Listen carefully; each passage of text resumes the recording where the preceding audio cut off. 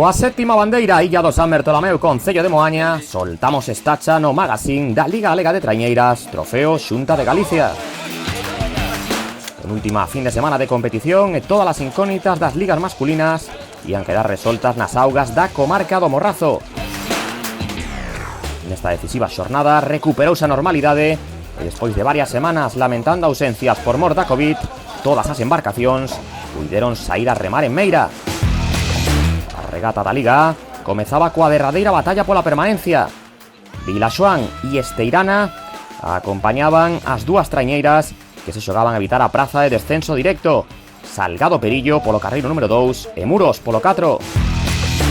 Houbo saída lanzada as dúas primeiras quendas e na segunda comparecían cesantes Rodavigo, Puebla, Rianxo e Mera. En fronte da cidade de Vigo o percorrido era de 4 longos e no ecuador da regata Vilaxoán viraba por diante de Muros. Esteirana marchaba terceira e cuarta Perillo, que con este resultado víase condenada a Liga B. A segunda quenda dominaba Rianxo cunha mínima vantaxe sobre Puebla. Cesantes e Mera ían igualadas. Nos dous últimos longos, Muros, que empezaba a xornada con 2 puntos máis que Perillo, confirmaba que evitaba o descenso directo. Entraba por detrás de Vilaxoán e batendo os seus veciños de Esteirana, os que se medirá no playoff. Perillo non se puido librar de perder a categoría. Rianxo aguantaba o sprint final de Puebla. Cesantes finalizaba terceira e cuarta Mera. De seguido comezou a quenda de honra co anfitrioa San Bertolomeu Bersí, buscando proclamarse campeoa matemáticamente da Liga A diante dos seus seareiros. A terca bastáballe con ser terceira para garantir o título, pero saía por todas, e a segunda Ceaboga alcanzaba 3 segundos antes que Bueu Tecarsa. A filial de Cabo e Mecos pugnaban pola cuarta praza. San Bertolomeu sumaba 9 triunfos en 11 xornadas e o 10º chegou no seu campo de regatas. Vitoria con dobre valor porque lle otorgou o título da Liga A. Bueu cruzaba as bollas de chegada a 4 segundos, Cabo obtivo a terceira praza e Mecos a cuarta. A euforia de San Bertolomeu Bersí nunha xornada soñada polos de Meira, gañadores da súa bandeira e campións da Liga A na temporada 2021. La regata de hoy salimos muy centrados. Desde ya la primera parada sabíamos que el barco iba muy bien en el calentamiento y ya se lo dije a ellos, va muy bien, muy bien, muy bien. Y nada, a coger con esta remada y sufrir hasta el final. Y nada, al final la regata la supimos remar muy bien. Encontramos nuestra remada, nos supimos exprimir, nos dejamos exprimir y salió muy buena regata. Queríamos ganar hoxe aquí, facer triunfo doble, gañar a bandeira de casa, facernos campións de Liga aquí, diante da nosa afición. Nada, con moitísimo orgullo do equipo. Clasificación da regata: San Bertolomeu primeira, Bueu segunda e Cabo terceira. Na xeral, título para terca, Esteirana e Muros disputarán o playoff pola permanencia.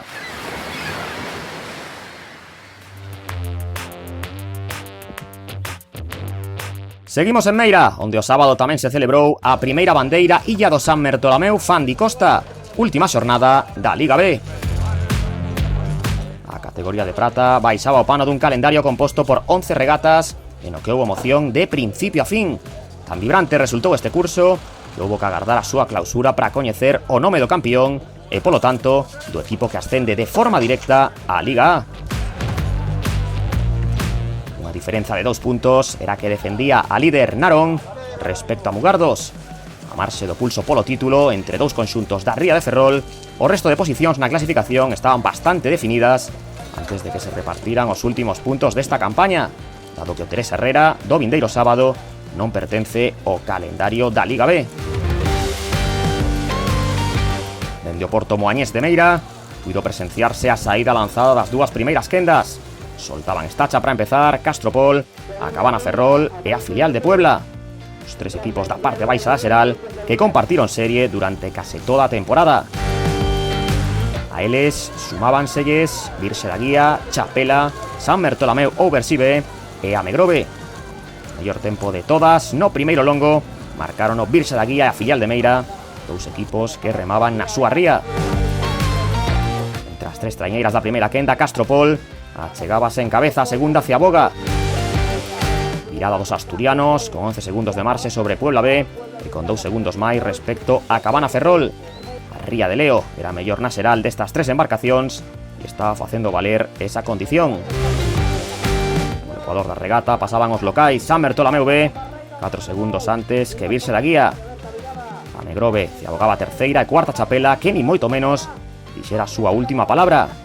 Os 4 equipos da segunda quenda melloraban os tempos dos da primeira. Último parcial con Castropol, que non deu ningunha opción ás embarcacións que a escoltaban. Concluía Ría de Leo e axustadísimo final, con Puebla impoñéndose a Cabana por 2 centésimas. Con mellor rexistro situábase a filial de Meira e outro sprint protagonizárono Virse da Guía e Chapela cos da Area Longa culminando a súa remonta. A Pabliño pechaba esta dobre quenda. Na de honra, Cedeira Vila de Cangas eran moito máis que espectadoras de luxo no cara a cara definitivo polo título entre Mugardos e Narón. A Bestarruza necesitaba acabar por diante dos seus veciños de Ría e que algunha das outras 2 embarcacións se metera no medio. Había 2 puntos de diferenza e os mugardeses cumprían coa súa parte a metade da regata. Viraban primeiros, pero a Narón saían as contas, aínda que tiña ameaza de Vila de Cangas.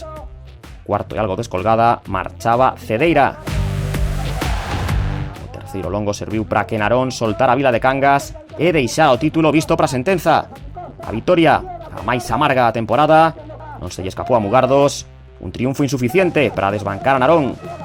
Terceira Vila de Cangas resistindo o empuxe final de Cedeira. Bandeira, a sexta desta campaña para Mugardos, que igual que Cedeira buscará o ascenso no playoff do Teresa Herrera. E por todo alto, celebrou o seu título Narón, novo equipo da Liga A. Internamente foi unha temporada dura, larga, porque tiñamos moitos xavais moi xoves, faltaba experiencia, notábase, logo tamén tiñamos xente maior que dáballe tranquilidade ao barco. Fomos de pouco a máis, notouse que foi un inverno duro, co tema de coronavirus e todo, as circunstancias non son iguais que unha temporada normal, pero bueno, sí que se notou esa melloría, pouco a pouco collemos ese bloque, notouse que as ganas iban sempre a máis, mellorando. No día de hoxe fomos a escachar con todo, a verdad, a regata de casa, os ánimos a tope, fomos a facer o mellor posible. Logo os rivais nos iban a pôr no noso sitio, pero a intención era ir sempre con todo. Clasificación da regata de Meira con vitoria de Mugardos por diante de Narón e de Vila de Cangas, e así queda de xeito definitivo a xeral da Liga B.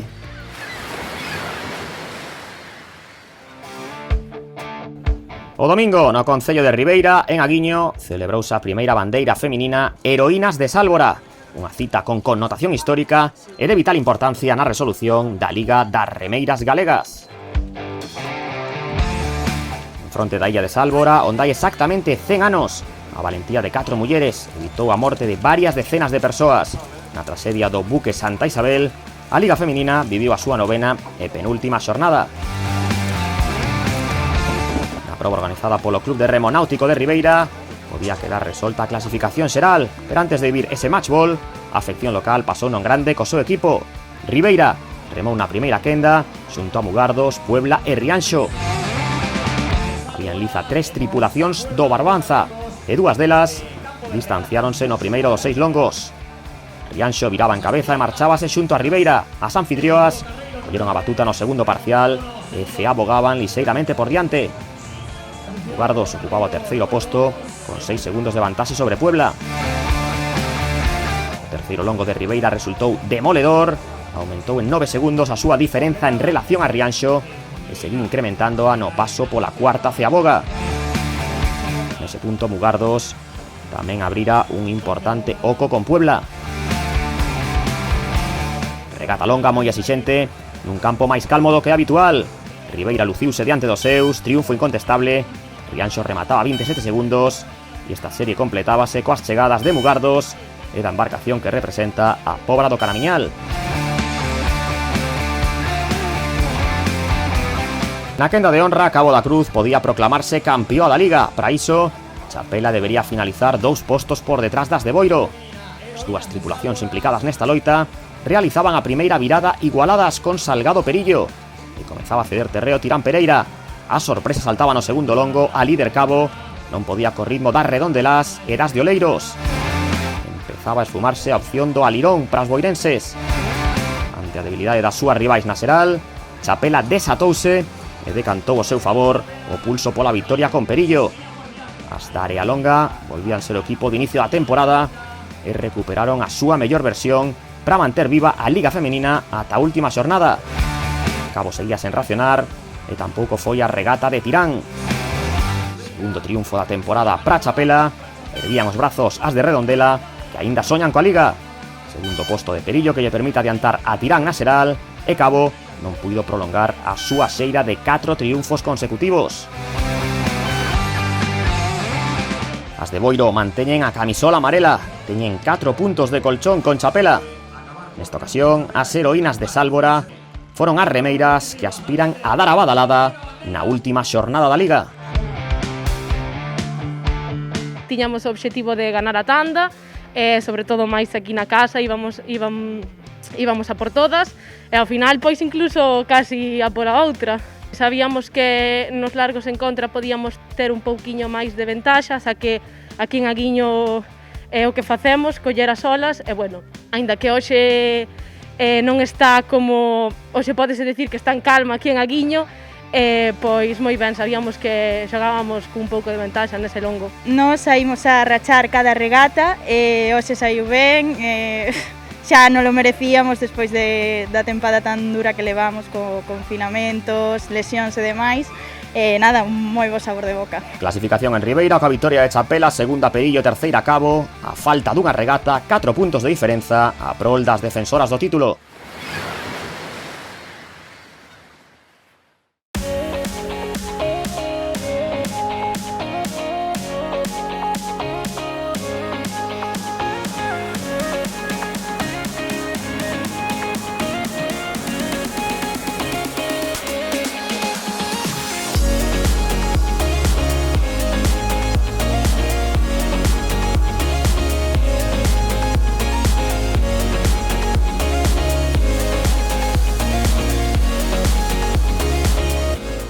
Ahora mismo seremos, no inverno non chegamos aos 2.000 habitantes, somos 1.500, sobre así, non somos máis.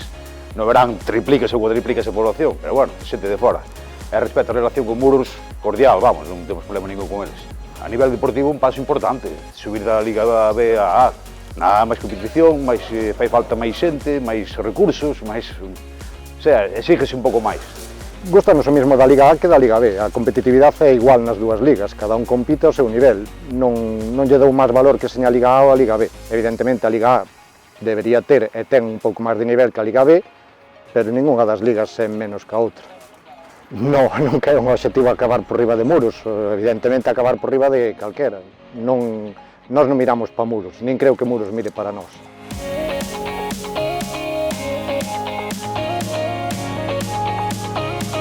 Pois as instalacións son as que vedes, non estamos mal, que nos gustaría mellorar, máis en material. O que pasa que económicamente faise difícil porque os patrocinios son cada vez menores e as subvencións, inda que hai subvencións, é difícil chegar a elas tamén.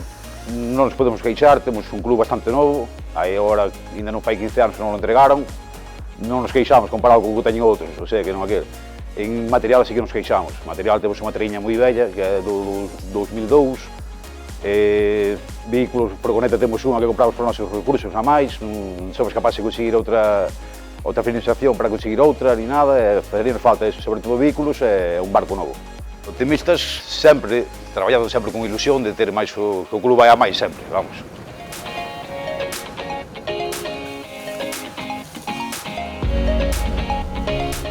Dentro do club queremos agradecer o esforzo económico que fan os sponsors privados que temos, así como o Concello, máis a Comunidade de Montes, que son os máis importantes que temos, a máis Santiago Sur, e depois, claro, todos os veciños, que a maioría son socios do club e apoian o club. O soño da Esteirana, seguir remando.